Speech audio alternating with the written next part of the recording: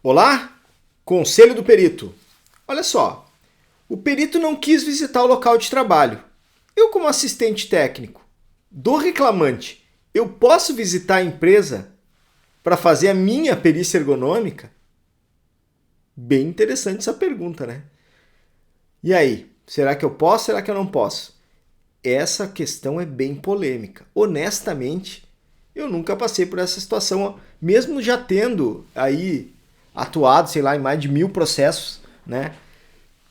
Eu nunca precisei fazer uma petição, né? Pedindo para ir visitar a empresa que o perito não quis ir. Mas, cara, pode acontecer, né? Principalmente quando o perito é médico, ele pode primeiro fazer a perícia médica, né? A perícia de saúde, identificar questões ali da saúde da pessoa e descartar que aquilo possa ter relação com o trabalho. Principalmente se for uma doença, uma doença do trabalho, propriamente dita, ou então alguma coisa que é idiopática pela literatura, ou que já tem uma causa que exclui o trabalho. Mas e aí?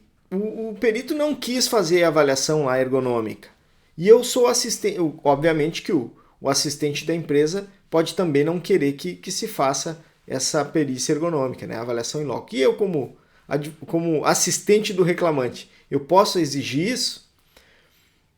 Olha, argumento legal você vai ter.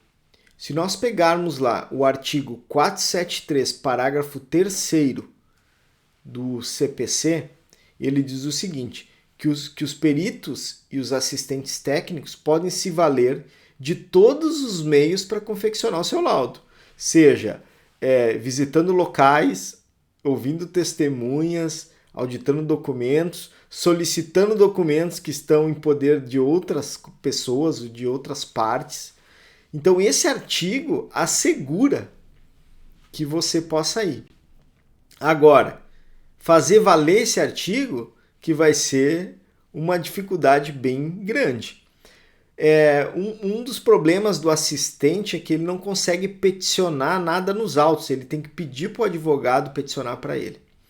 Então aqui teria que ser feita uma bela de uma petição, né, com uma introdução do assunto, dizendo a importância, o porquê que ele quer visitar, porque o juiz não defere movimentos dentro do processo que ele entender que não leva a lugar nenhum, que é só para espernear. Então você teria que montar uma petição dizendo, olha, o indivíduo tem lá, vamos pegar uma doença ocupacional clássica, uma epicondilite. Ele tem uma epicondilite, a epicondilite é uma doença que pode ter relação com o trabalho, mas que para isso a gente tem que levantar alguns elementos do local de trabalho, seja a organização do trabalho, seja a estrutura lá, seja o mobiliário, enfim, algumas questões envolvendo o tipo do trabalho, né? E o indivíduo vai buscar na história do autor coisas que podem levar a esse entendimento. Por exemplo, ele era um montador de móveis que usava uma parafusadeira manual, montava lá X móveis por dia, e isso tudo está no processo, né? E a empresa, se ela silenciou, ela concordou. Ou ela discordou dizendo que não era tudo isso, que não usava parafusadeira. Então o local de trabalho ele fica mudo se ele não tiver a perícia ergonômica. E você vai ter que fazer toda essa explicação de que por que você quer ir lá, porque há indícios de que ele estava exposto ao fator de risco imposição de força, movimentos repetitivos pelo número de móveis que o cara montava, vibração localizada em virtude da parafusadeira que ele usava, problemas na organização do trabalho porque a empresa não tem análise ergonômica, não tinha pausas regulares, não tinha um SESMIT bem organizado. E esse é o argumento técnico, e depois puxar para o argumento legal. E além do mais, o assistente técnico, ele pode se valer de todos os meios para construir a prova e visitar o local de trabalho, realizar uma inspeção na parte ergonômica é fundamental para que se prove ou não que o indivíduo adoeceu naquele trabalho. E essa vai ter que montar uma petição bem caprichada para o juiz apreciar. Honestamente, o que ele faria, não sei te dizer. Né? Eu não passei por isso ainda. Mas faz sentido. Argumento você tem. Nós, em conversa com alguns magistrados, eles já se manifestaram positivamente de que o assistente pode pedir uma prova separada. Por exemplo, assim, ele pode pedir para avaliar o autor ou o reclamante em algum momento especial, principalmente quando ele estiver assistindo uma reclamada.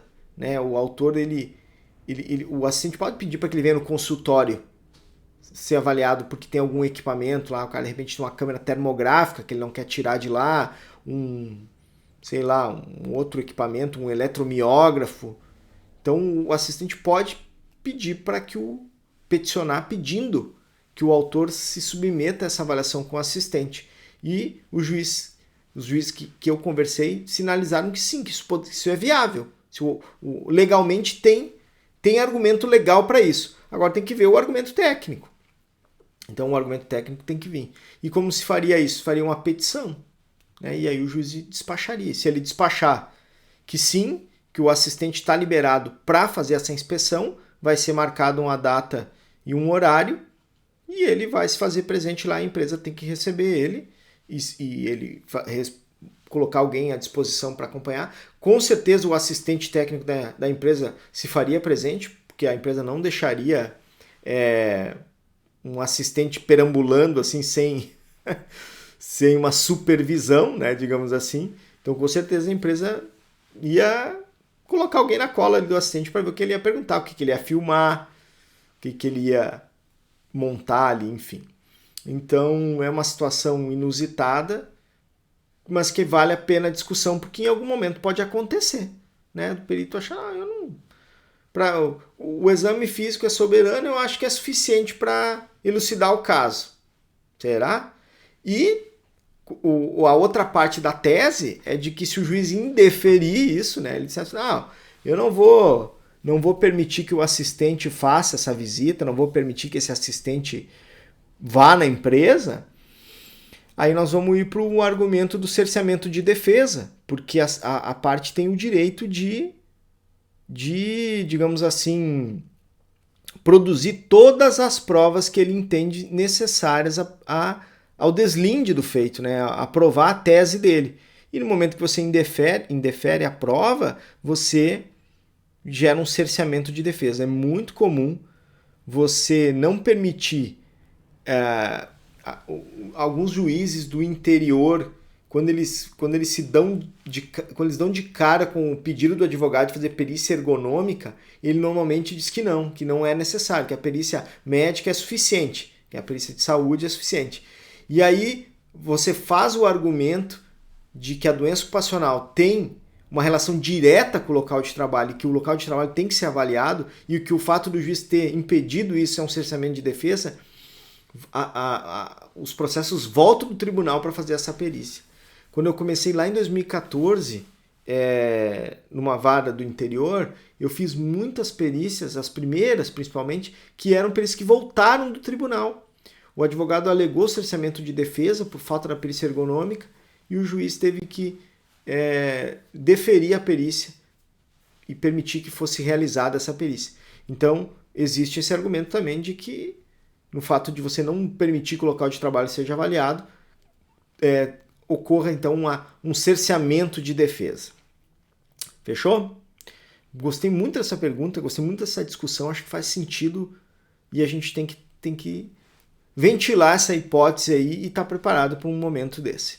Se você curtiu o vídeo, dá o joinha se estiver no YouTube, curte se você estiver no Instagram, comenta aqui embaixo a tua experiência, vai que você já passou por isso e eu não sei, seria ótimo saber disso. Se você também está no Instagram, compartilha, no YouTube também, compartilha com quem precisa dessa informação, salva o vídeo e se você estiver no podcast ouvindo, dá um print aí, me marca e conta o que você achou desse episódio aqui do Conselho do Perito. E não esquece também de se inscrever no canal. Fechou? Fui!